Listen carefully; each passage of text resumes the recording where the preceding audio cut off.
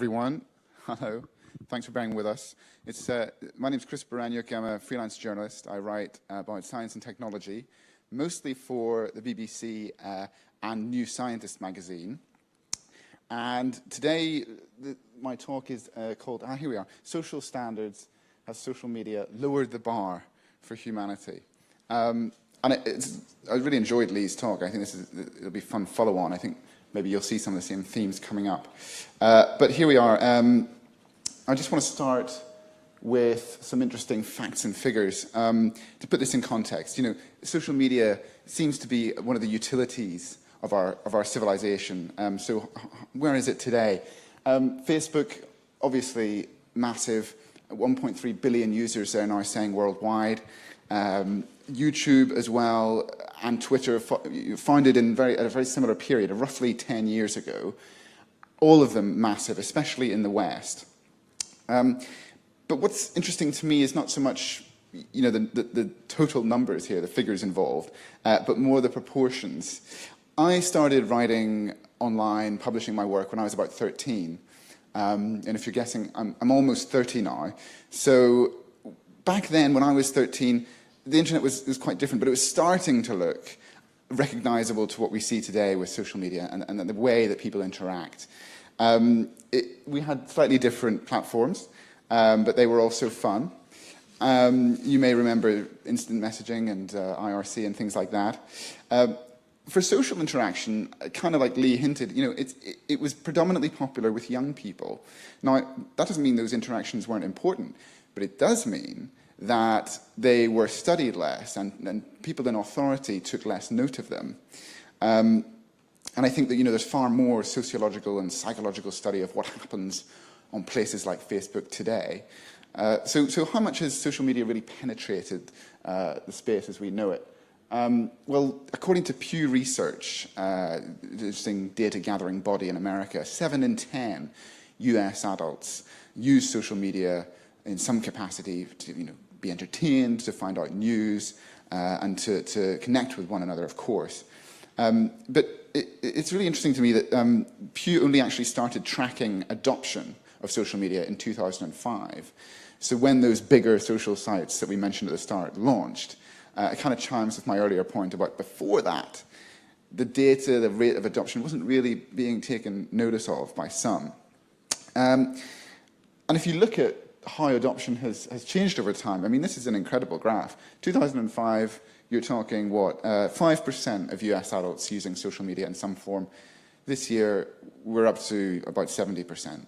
You know, in 10 years, that's a huge change. And I want to kind of make sure you're not sort of thinking that Facebook somehow just arrived and there was a time before these social media platforms and now there is a time when they are here.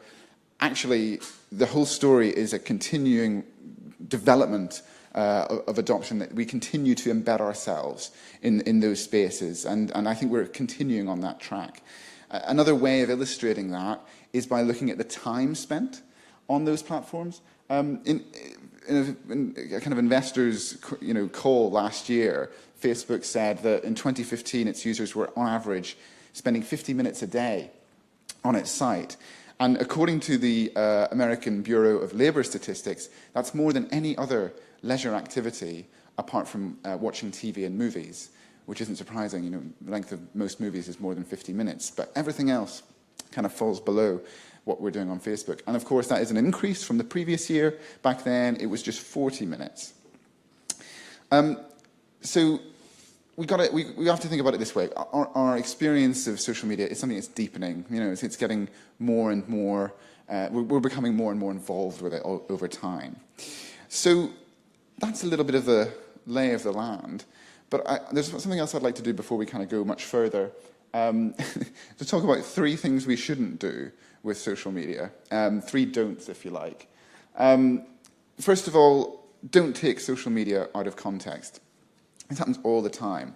I don't know if you know Wendy Grossman, but she wrote a really great review recently of a book called American Girls, Social Media, and the Secret Lives of Teenagers. Now, that book discusses things like the prevalence of sexting, the social pressures that come with so many young people having smartphones now and interacting with each other that way. But Grossman, really interesting, she points out that this book by Nancy Jo Sales, it doesn't really get at the reasons why there may be a sort of friction or tension in those interactions between young people. And it doesn't really give the context of their use of those platforms. It doesn't explain if they have troubled family situations. Are they exposed to social or financial pressures in other areas of their life that, may account for a negative experience online. So, as Grossman says, without that, it's hard to draw any useful conclusions from, apart from saying, be careful out there. The world is a slightly, scary and tricky place. And if you think about it, a lot of people still kind of seem prone to looking at someone's experience of life. Maybe it's not great, and then correlating that with something that they're doing online. If they're a troll, for example, or if they're having a negative experience, oh, it's because I'm exposed to such awful, abuse online. Now, that's not to say it's not a problem, but it's not the be-all and end-all of our experience in the world. And we have to get away from that, I think. So the second one, don't assume that all interaction is negative.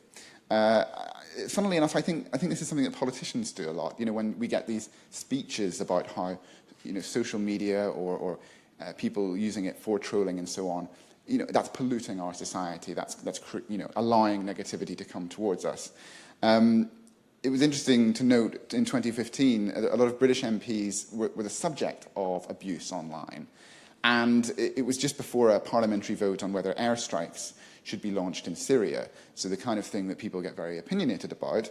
But when the MPs kind of said, oh, this is really unfair, how we're receiving such awful kind of messages and trolling, the press kind of said, well, democracy is full of people with diverse opinions. They express them quite strongly sometimes. Get over it, And, I think maybe that's a fair point if you're a lawmaker.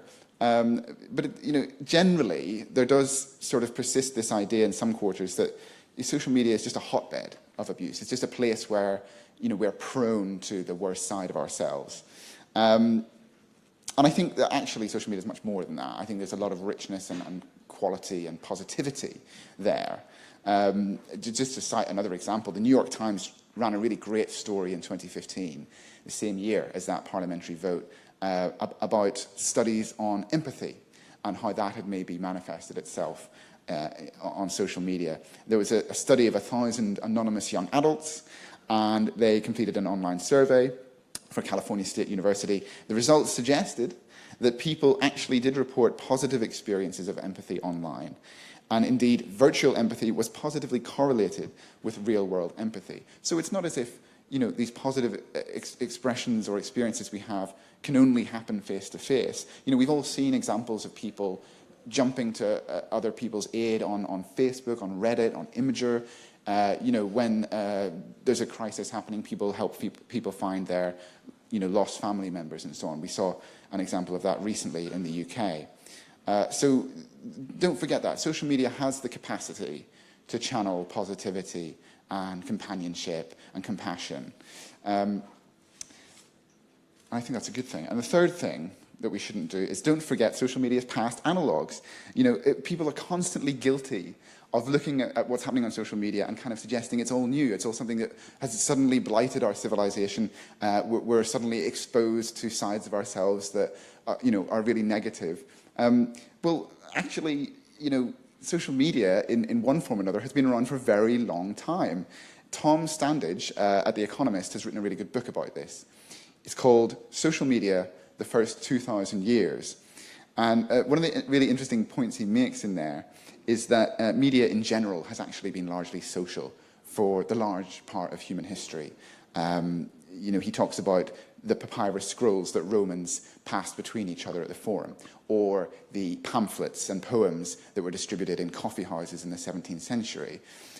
He suggests it's actually a bit of a blip, the 20th century, when we had a boom of mass media, TV and radio, where one or a few voices could reach thousands or millions.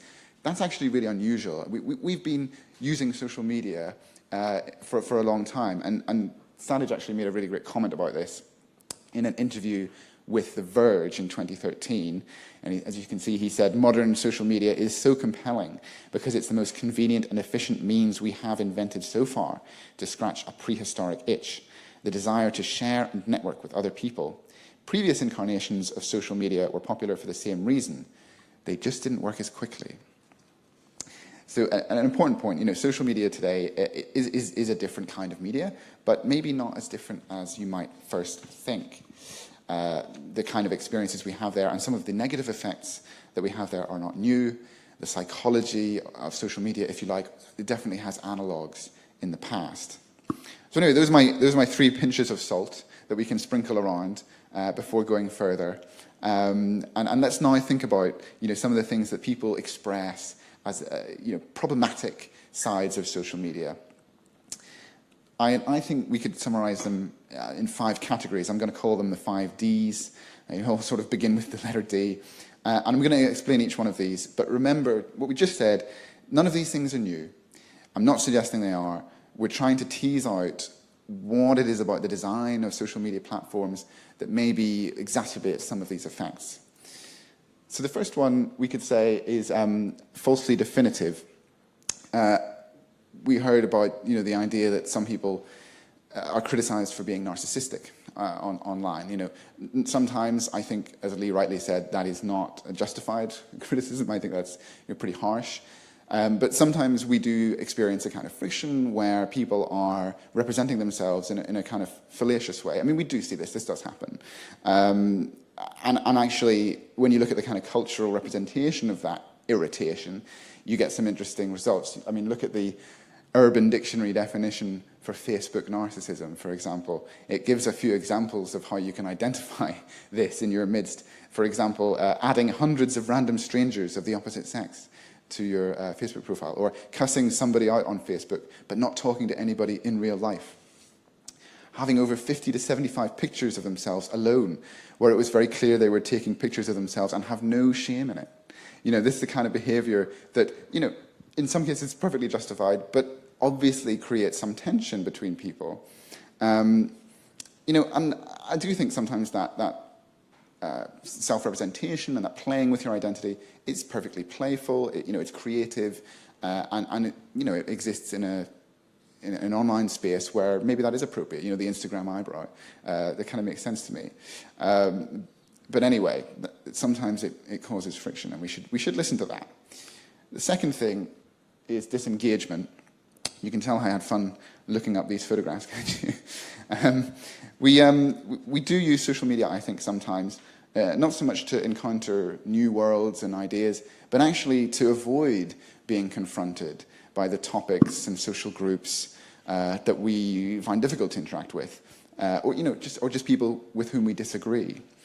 I think social media does sometimes silo us, and of course that's part of the filter bubble problem that you'll have heard about. But something that isn't discussed quite as much, I think, is the idea that filter bubbles are often elective. We choose to be there. We choose to unfollow or unfriend people who express views that we think are really wrong. We build up a world around us that kind of adds to a confirmation of our own bias. Distortion is our third D. I think it's very similar to the falsely definitive point, but it's broader. Instead of just thinking about how representations of yourself or your friends' selves can be skewed and whether that might cause issues, it's worth thinking about the fact that representations of the world generally might be skewed too. And you might think about this as the fake news issue that gets talked about so much today. Researchers I talk to, and I've written about this a few times for NewScientist and others, they say that there's a lot of evidence that if you have a kind of radical, maybe not so grounded in fact kind of viewpoint on something, social media does very little to stop that spreading, to help you kind of encounter facts that may challenge that. If you believe, for example, that NASA has been, conducting hoaxes for decades, it's very easy to find people online who agree with you. Here's a fun Reddit thread of people discussing whether NASA hoaxed satellite launches. And if you look at the comments below this one, you can see people saying, why is NASA doing this and telling us that the Earth isn't flat? They're so awful. And, you know, these conversations are very common online. You can find these little silos of people who have very strange beliefs, and they don't intersect with any information that challenges that. If the information that challenges that does come into their sphere, the research shows it is generally ignored or passed out of that group or little online community. Again, another problem. The last one is, the fourth one is distraction. And, you know, we're all familiar with this. I don't know if you can see this. This is a man holding an iPhone, texting away, and his partner doesn't seem very pleased about that. Again, there's no point in trying to say we can't have phones with us anymore, but there are times at which the etiquette for checking social media, for being present or not present with another person, maybe needs to be managed better. But there is something kind of, you know, very attractive about social media. You know, we always want to be checking it. We always feel like there's an urgency to that message. I mean, of course, we don't have to look at it now. We could look at it an hour later, it won't make any difference. But there's something about the way it's designed, those notifications that come through to us that prompt us, you know, quite directly, oh, you've got to look at this now. And finally, being a dick. Let's not do that, shall we? Just in case this is not self-explanatory, you know, trolling is still a problem. We still encounter a lot of nastiness and worse. People seem sometimes to think that cyberspace is a great place to kind of let the animal out of the cage. And often, you know, those attacks involve prejudice, the kind of views that maybe people don't feel they can express in other areas of life. I wonder why. You know, they bring their homophobia, their racism, their sexism to Twitter or the comments section of a YouTube video. And you know, another thing that I notice a lot, maybe this is just because I'm a journalist and I'm a target of disagreement sometimes, but people on social media, sometimes there's this kind of, I think, enthusiasm for argumentation, for antagonism. You know, people seem really keen on, you know, making a sassy rejoinder, or really kind of dismantling your entire argument. And often those conversations, if you look back at them, I mean, they've just descended into personal attacks. There's no real considered or careful or respectful debate in a lot of these cases. Of course, that does happen in some places online. But there's something about Twitter and other platforms like it where I think people, you know, feel the need to kind of win the entire show, to kind of completely smear their opponent. And I think that negativity is a problem. But of course, as we said, that's not the only thing that you will encounter online. It's just something that maybe these platforms don't manage or mitigate well enough.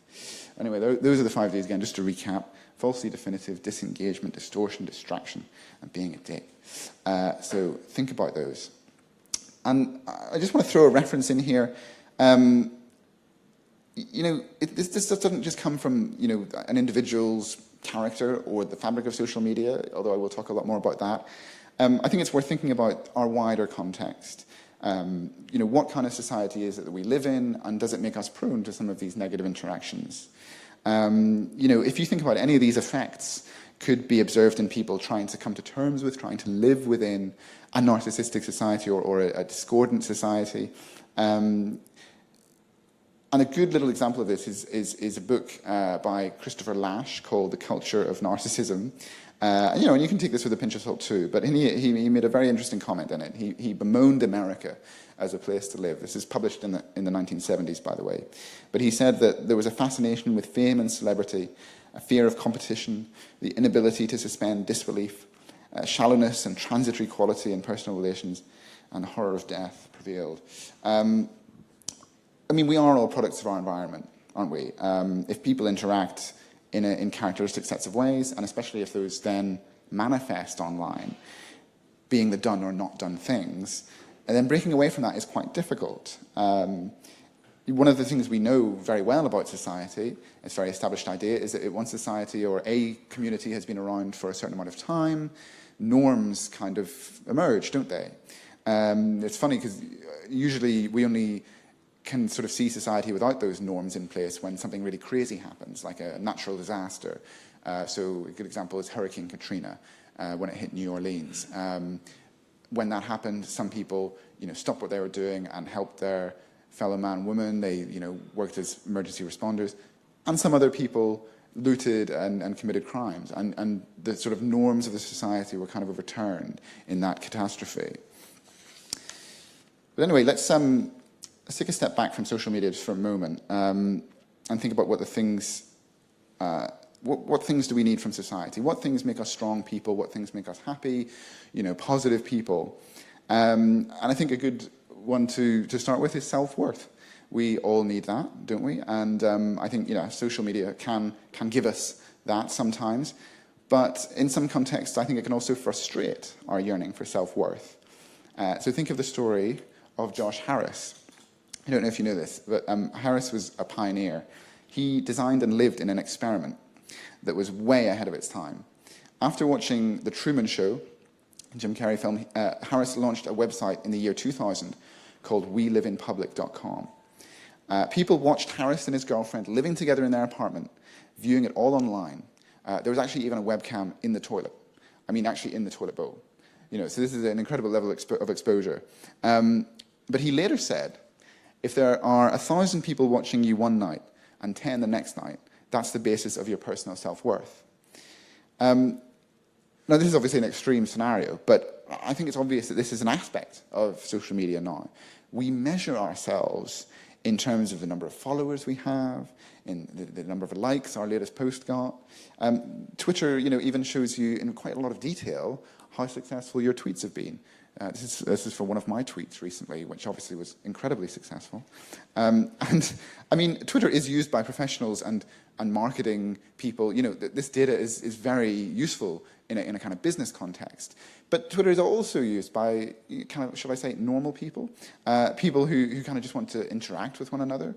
And I don't know how much they care about their stats, but I guess that they do enjoy it when their tweets are popular or when their Facebook post gets shared a lot. I mean, we all know this experience, don't we? I just wonder how much our brains kind of interact with that information in unexpected ways. I did a little bit of digging around to find research on this point specifically, and I couldn't really find much, but what I did find was a wealth of research, long-standing research in field of psychology on praise versus prize.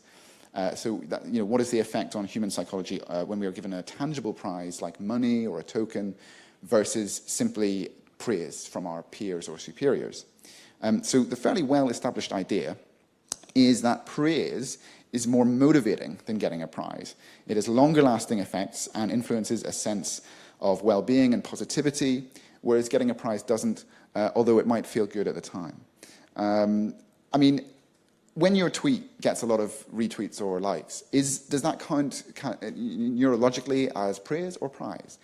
I'm not sure we really know, but it would be very interesting to find out if this particular form of reward that we get from engaging in social media, is that reward motivating us as much as we would like to think? Or maybe it isn't. Maybe it's a bit more like a kind of dopamine reward when you're playing video games, that is obviously valuable, but maybe not as kind of long-term motivating as we would like. I actually wrote a blog post a little while back that's been quoted here and there about how social media, and the companies behind it, social media platforms, continue to do things that seem to suggest that there's a kind of lack of understanding about what social interaction really is. There's constant need to commodify interaction, to give you these statistics, to kind of put the numbers on it. And I'm not sure people really want that. I think people always want more connection. As we've heard, that's been true for thousands of years, and they'll use various forms of media to get it. But do we see ourselves as data points on a social graph, as Facebook says? No, I'm not sure we do. I think we all just want to get along, And I think in some ways social media could be hopelessly over-engineered in that. Maybe not engineered enough. But anyway, another thing we need from society is self-discovery.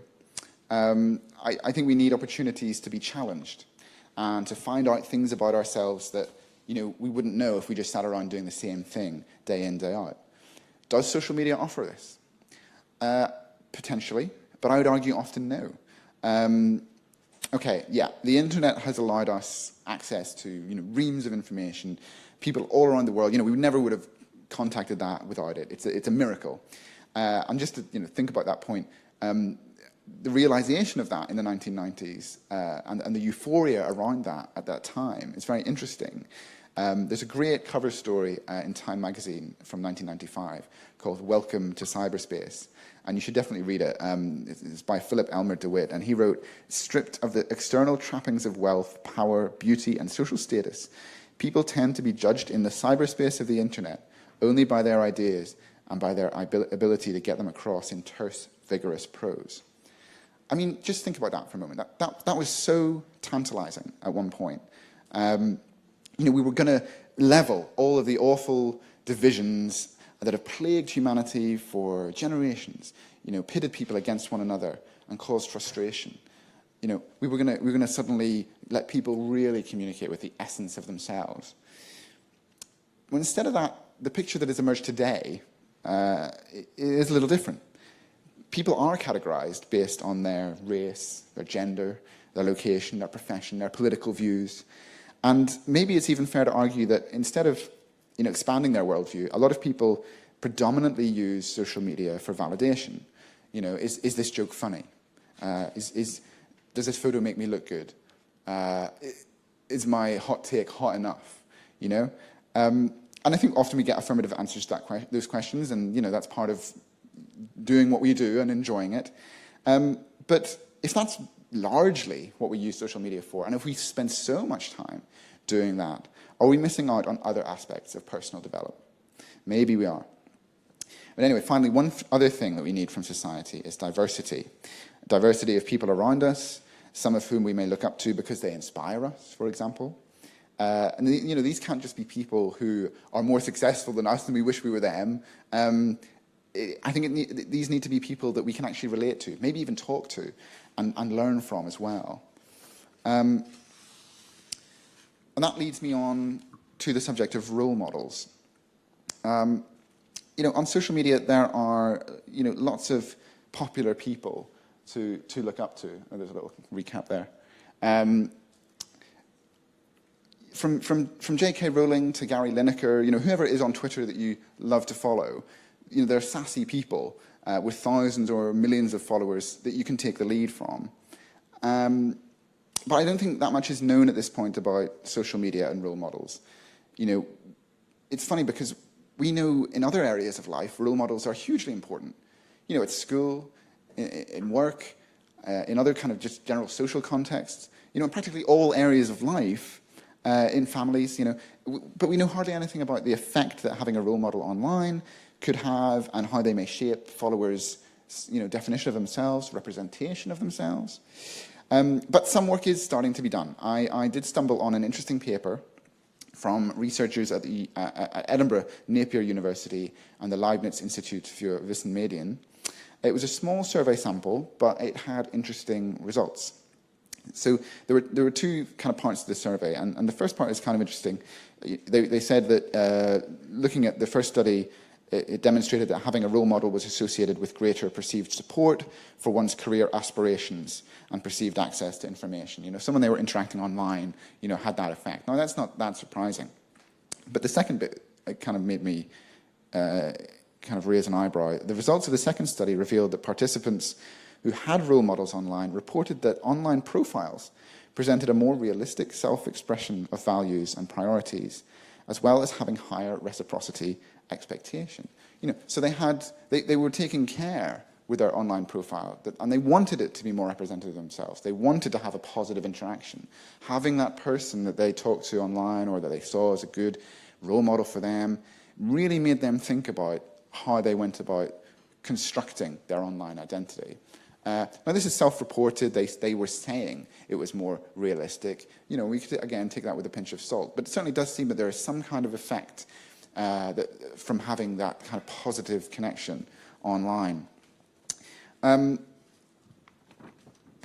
mean, if you think about the kind of interactions that we have at work, for example, with a boss or someone we look up to, a manager, who says, great work today, or let's talk about how things are going. That kind of really positive interaction that helps us grow and develop as a person. Where do we get those kind of interactions online?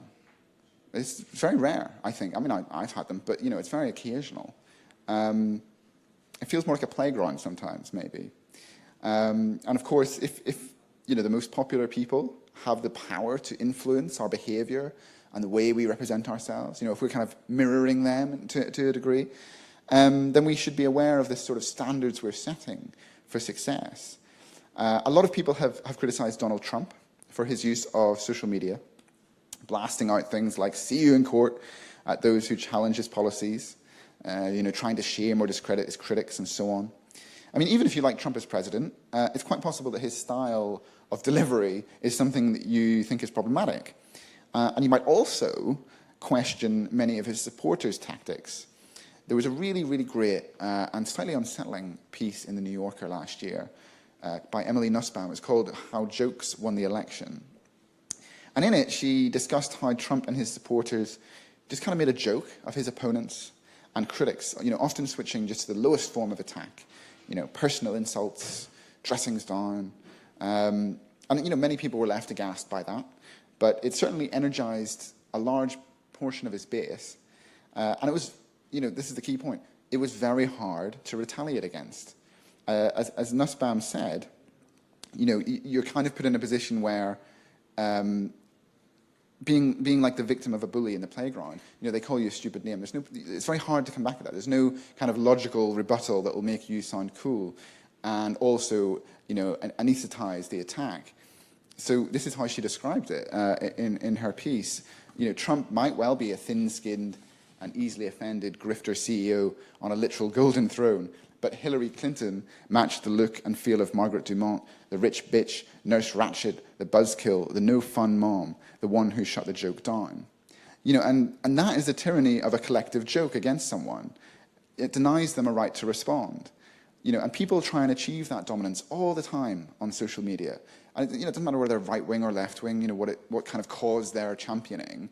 If you're able to shut someone down by making them seem ridiculous and denying them the right to respond, then you win. You win on social media. Sometimes we cheer that because it agrees with what we think, and sometimes we think, oh, isn't that awful? Poor Hillary Clinton. Whatever your views are. It's just really interesting that kind of dynamic seems to be quite prevalent online. Trump did well. He energized a lot of people. But why? I found this great little moment in an NBC News interview with Bradley Whitford, former star of The West Wing. You probably, hopefully, recognize him as Josh Lyman. And he was asked about Trump and why is this guy suddenly pulling away? Why is he getting so popular? And he made this really great comment. He said, "You can have an affair with an intern in the Oval Office, you'll be forgiven. You can rush to war based on false intelligence without a plan, you'll be forgiven. It's very interesting to me that the death penalty in politics is reserved for what we as actors need to worry about.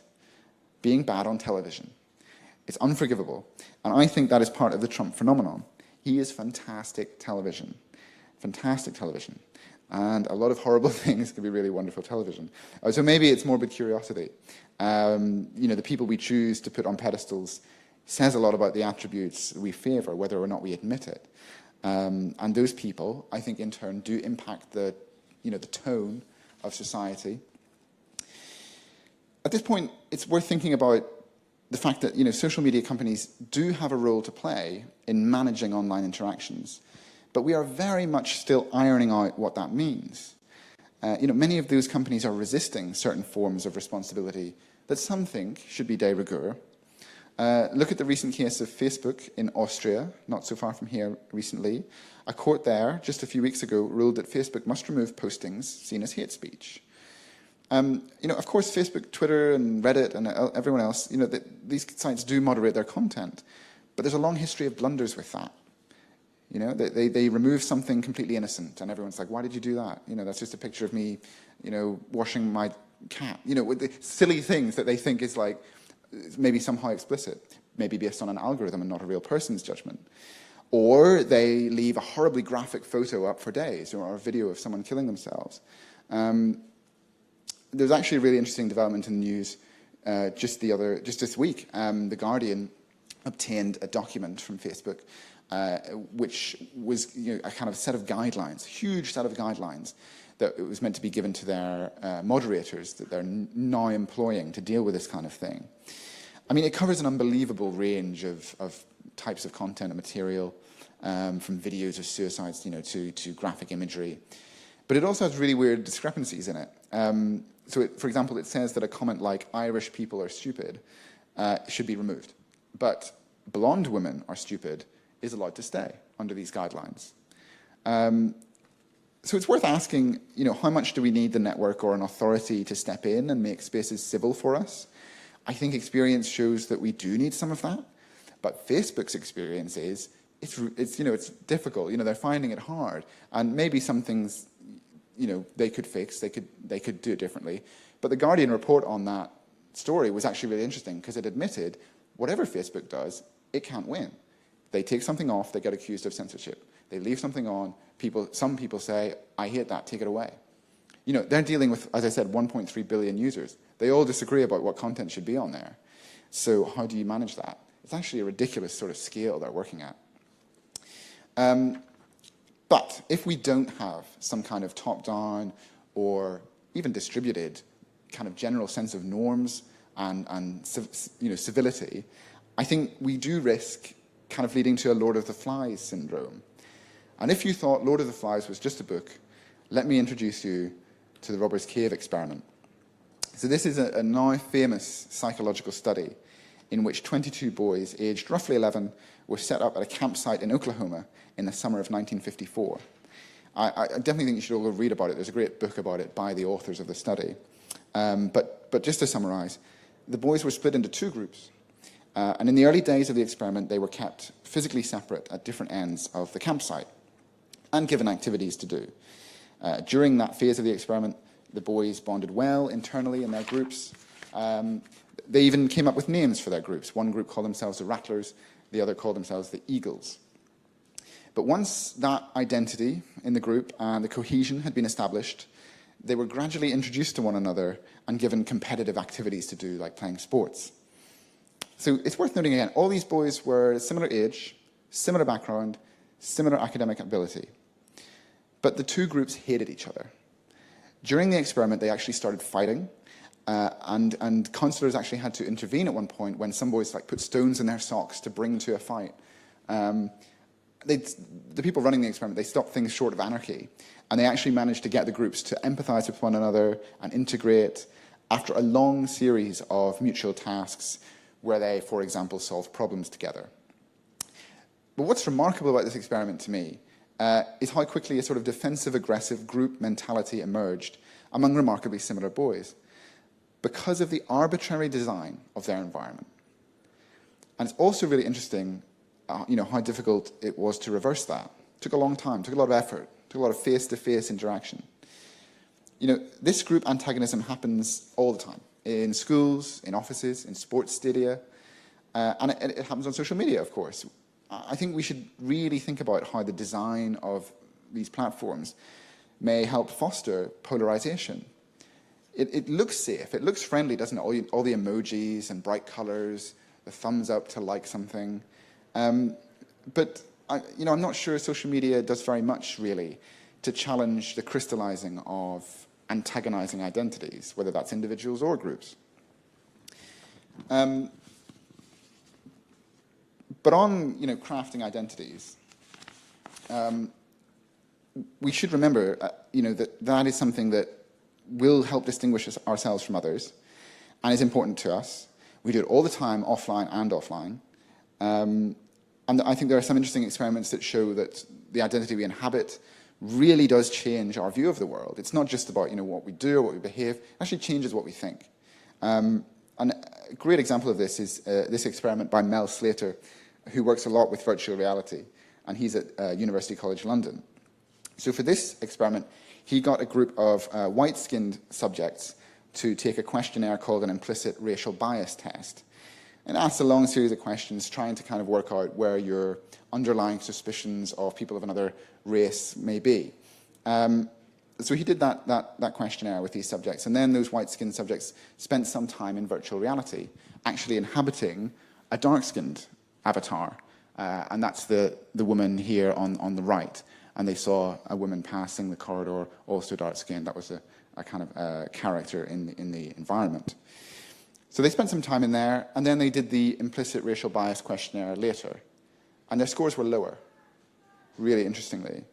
It's this idea that somehow your worldview is dependent on the experience that you've had as a person.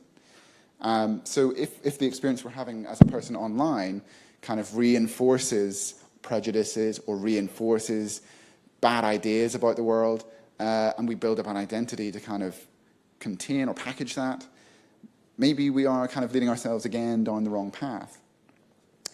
But it's interesting to me, this is not an easy problem to solve. There's a tension online between wanting to be able to express the best version of ourselves, but also having that shaped and molded by the tools available to us, the kind of profiles we can make. But there's also this thing about, we don't share everything, do we? We still retain some degree of privacy or anonymity, and that's perfectly reasonable. That's as much as anything else, that's a safety net, isn't it? And we do that in other areas of life too. But anyway, we can find good role models on social media. I think some of the research is now starting to show that that can have a good influence. And it seems, if we look at things that way, that social media is just the latest in a long line of interaction spaces that human beings have first populated and then developed as social. The social part has come gradually, and the etiquette that goes with it, but we are learning all the time. I think, and the key thing to be mindful of is that, we shouldn't take positivity or the humanity of interactions for granted. But how do we do that? How do we kind of make social media a better place? Well, we've heard this phrase a bit today, IRL, in real life. And I've seen people say things about their Twitter contacts that they haven't met face to face. Oh, I wish I knew people like you in real life. My life would be so much better. And I think that's a genuine yearning. I don't think we should ignore that. They're saying that I could have a richer experience if I had contact with you on other platforms. But the technology researcher Alexandra Samuel has discussed this in a really interesting way. She gave a TED talk in 2011 where she challenged the notion that social media was somehow insubstantial, not fully real life. It could be much more, she suggests. And she said this: what if we stopped apologizing for the time we spend online and commit to what we're doing online? I think that remains a very thought-provoking idea. Instead of treating it as ephemeral, treat it as meaningful.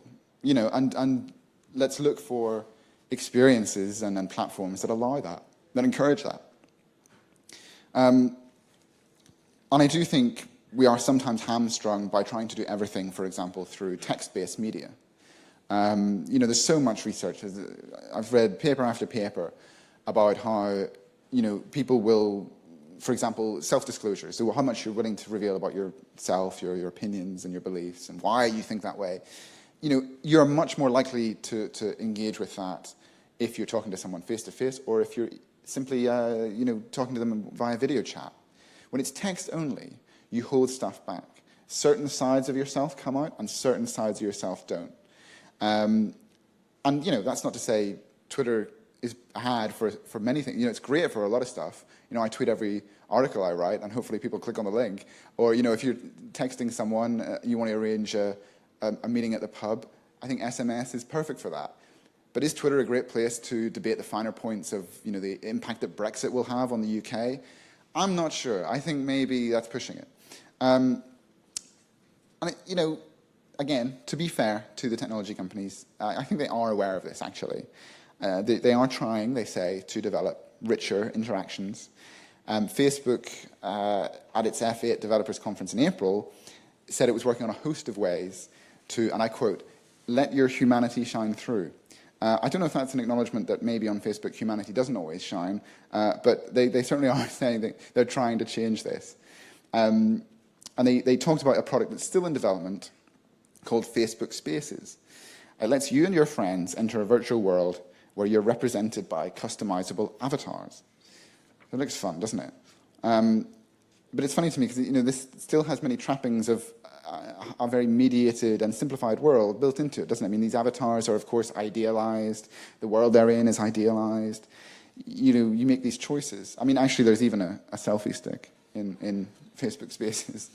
But anyway, there is some motivation for that, I think, and I think people are starting to make the kind of points that I'm making. I mean, I'm certainly not the only one, and I think people are listening to that.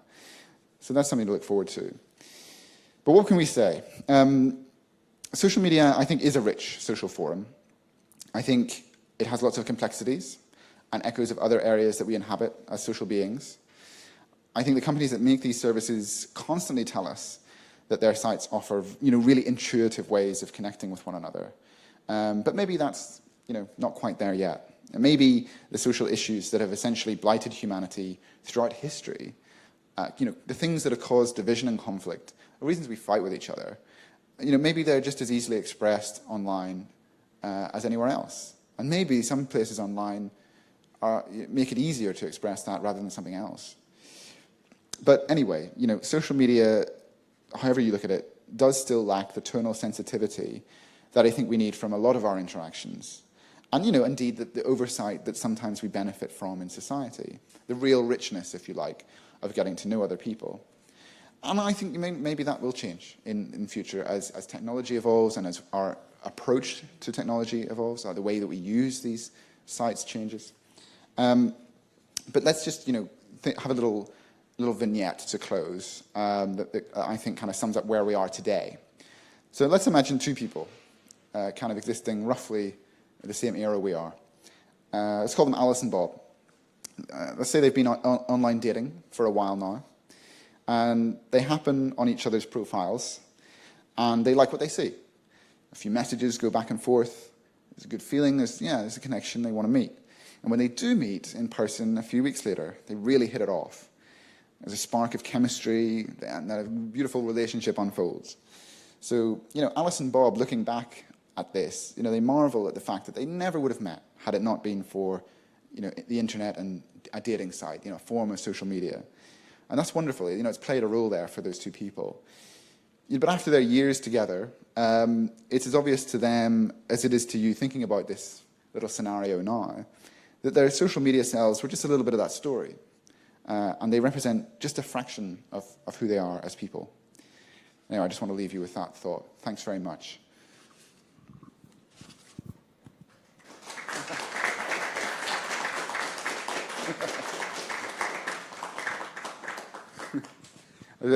Has anyone got any questions or comments? I'd love to know what you guys think. Very quiet room. Oh, here's one. Yes? Has anyone got a microphone? Do you want to just shout out and I'll hear? Do I need to have the mic, Carmen? I think Carmen's away. So I want to follow up what you're saying about self-worth. You've got to increase my self-worth there. Yes, please do. And the full-on Facebook discussion Yeah. last week. I'm sort of very involved. I'm actually talking after lunch. But I was really shocked actually by, maybe many other people were, I found it really disturbing reading these rules. Yes. That they have for the moderators. Yeah. So. And maybe I shouldn't be. Maybe I should have been a bit less naive about it. But I genuinely was shocked, and particularly about the rules, the difference between how you can talk about women. And I wondered if you could comment a bit more on that, because if we talk about women and we talk about racial and LGBT cultures, etc., but we are. Women are 52% of the world, yeah? And actually what that means is that 52% of the world can be genuinely put down at any point. Yeah. And called a bitch and told they could be slapped and, etc. I was wondering what you felt about that as well, not just about women, but about actually how Facebook should be dealing with these kind of things. Yeah, what I was trying to suggest with that was that, they're not dealing with it very well. They have this attempt to kind of categorize all sorts of interaction, all kinds of things that, maybe we want to remove from the site or not. But how do they do that? There is so much in that document that I looked at and thought, that would not be my decision. And I don't think that, like I said, they've got this massive audience. What Facebook has tried to do, very, very openly, is say, we are not a news organization, we are not taking editorial control. That's a position that I think they're making for a number of reasons. But I'm not surprised to see many people look at that and say, how can you possibly take that position? You're already the world's largest media organization, in a sense. It's your platform this stuff is published on. You know, by saying you can allow this message or that or not that message, that's an editorial stance immediately. That document is an editorial guidelines document. You know, so I don't really see how they're going to be able to marry the responsibility that people feel they should take on these things and their kind of desire to not really get involved. You know, it seems very strange to me. It's complicated when they talk about how they have to make the decision in relationship to different cultures, and different things are funny in different countries and different things are okay in different countries, when the women's issue is just so severe worldwide. Yes. And where it affects both self-worth for women, and young women particularly, seeing that being said about them all the time, that kind of attitude, but also the attitude of men and young men towards women being constantly, the stereotypes being repeated and repeated and repeated. Yeah, absolutely. Well, this is a great point. I mean, we're looking for self-worth. Do we find it online? Some people do. Some people feel, you know, really empowered online. Some people don't. Some people feel like the version of themselves that they're, you know, embarrassed about or they feel is being called out in other places unfairly, that's just perpetuated in that sphere. So I absolutely agree. But you're saying people, and I think for women, you will always find some of it pulls you down. Yeah. And I'm wondering about, you showed the experiment in VR that was done where, looking at racial bias. Yeah. I was wondering what that would be like if it was a sexual bias one, if men actually had the chance to experience what it is like to be constantly half the time put down. Yeah, no, absolutely. I think that would be very valuable. And you know what, I think people developing these platforms, you know, would maybe gain a lot from that. I think Mel Slater may have done that, actually, with not just people of different skin colors, but, you know, he's done a lot of these experiments. But, yeah, absolutely. I totally agree. It's a big issue. Has anyone else got any? Hi. I have a very simple question, and it has to do with the praise and price and duality you gave. Where would you settle yourself on that? In the sense, what do you really think that is happening after all in the social platforms and the... Well, I haven't done the brain scans, but I think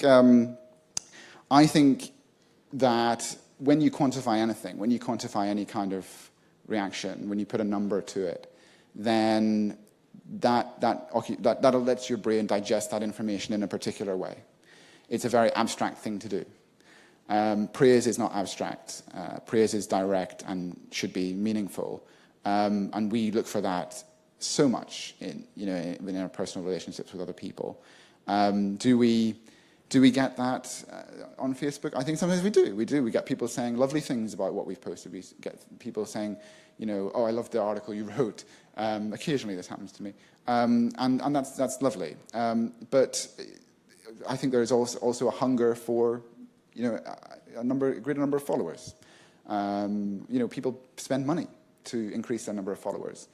So I think it's a really interesting mix of types of reward that we encounter. And I'm not sure, I just don't think enough research has been done on it yet, basically. I think I'd love to see more. And if you know of any, please tell me. How do you see our use of social media in the future? It's like what the speaker before you said, just we need to put limits to how we use social media. When we use it, is that going to be the future? Maybe. I think at the moment limits seem like a good idea, partly because of some of the deficiencies that I pointed out. Who knows what's going to happen 50 years from now, 100 years from now? Maybe we'll all prefer being in social media. Maybe, you know, I don't know if you've seen the film Surrogates. You know, it's people kind of living in a sort of Matrix-type world, but, you know, they're able to inhabit the idealized version of themselves, and they spend all their time there. You know, maybe we will all end up like that. I'd like to think we, you know, will still appreciate face-to-face interaction for a long time. I think there's something about that is rewarding and compelling, and you know, that we can all learn from. But I do know that the time we're spending online is increasing. The time we're spending in social media is increasing. You know, I imagine that what will happen soon is that some of these issues that we've all been talking about, that we've all been raising, and obviously matter to us, I think it's only a matter of time before someone comes along and starts responding to that. So yeah, maybe it will get richer. Maybe we will start to enjoy and find a safer space online.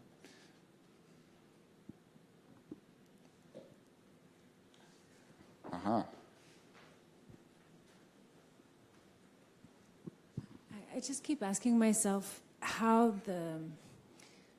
the number of followers, for example, that you have online, how that translates in real life, or that somehow the jobs you can get, it becomes a much more important standard that, for example, people see, even my yoga teacher was telling me, you know, she sees her other yoga teachers, they have lots of likes, they have lots of posts, they're in different positions, it shows that they're, you know, popular. But that's an online thing, and it's not really the real practice, let's say, that she's doing. So I'm curious how it all translates. It becomes, society itself really is transformed. I mean, you meet someone, you look on their social media page, and then you judge them. So I'm just curious what you think about that. I mean, that's like this sort of falsely definitive thing, isn't it? It's like, you know, once we can judge people's, you know, success through metrics like that, then we're already kind of living in a slightly distorted version of the world. You know, maybe we're actually the most popular yoga teacher or therapist or whatever it is, or you know, just you know, ratemyteacher.com, you know, these websites, you know, and you can be made to feel terrible looking at the things someone might say about you there. And I think there's a big problem also with businesses that advertise on, you know, Google Maps and so on. I spoke to a guy recently who runs a business somewhere, and he was like, yeah, there's a competitor in the town I'm in who just like fills my reviews page with false, you know, negative reviews. Of course, like, we're exposed to all kinds of distortion and twisting of reality. And I think we're all looking, for self-worth, for someone to say, you're doing a good job, you know, but if the internet kind of suggests you could be doing better, it's really hard to walk away from that. I mean, journalism is a very competitive industry. You know, I know lots of people, way more followers than I have. You know, and I wonder about that. But, you know, at the end of the day, I'm fortunate to have editors who tell me I'm doing a good job. So we all can kind of anchor ourselves in something that's not just numbers on a website, I think. I think it's just important to remember that we can do that. It just seems that in a way we are turned into these commodities or these data points and these things, even if, you know, regardless if there's other things that are also contradicting that. No, I agree. At the No, same time. it happens. You know, it's crappy, definitely. Was there another question there? I really like this article that you mentioned on the Times magazine from 1995 that they say that cyberspace you can express your ideas and how it has changed now. Yeah. And also how Facebook is trying to impose these very strict regulations on moderators of pages. And I would have appreciated if you talked a bit more on how this tendency is towards self-censorship in the end, and how this is shaping this fake image that we try to present of ourselves, and how this is killing this tantalizing feeling that the cyberspace had back then. Well, yes. I mean, what I would say is that I think what was said about cyberspace back then, you know, when you look back at those articles, and that's far from the only one, you know, it sounds great. It sounds so hopeful. There's so much, you know, oh, this could be great. And of course, people then and now do have interactions like that are really positive. And I speak to people all around the world through Twitter and other platforms, and I learn fascinating things about them. And I think we grow as a society. But I think that those predictions of what it was going to be like just left out some basic facts about humanity. I mean, we craft our identities online and offline. We let some sides of ourselves come through. You know, if you go to a party, you try and be entertaining. I know I try to. I don't always be successful. But, you know, you try and have interesting conversation with people. You may not talk about some other stuff, some darker sides of yourself. You're constantly, if you go on a date with someone, if you see a friend you haven't seen in ages, you don't want to tell them all the good news. Of course, like, this is something that there's just a factor about humanity, and I don't think the answer comes. This is kind of where some of us may disagree, but I don't think the answer comes from the internet.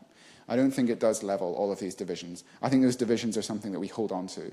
I think those aspects of our identity, say you're political beliefs or the country that you're from. You don't want to necessarily hide that.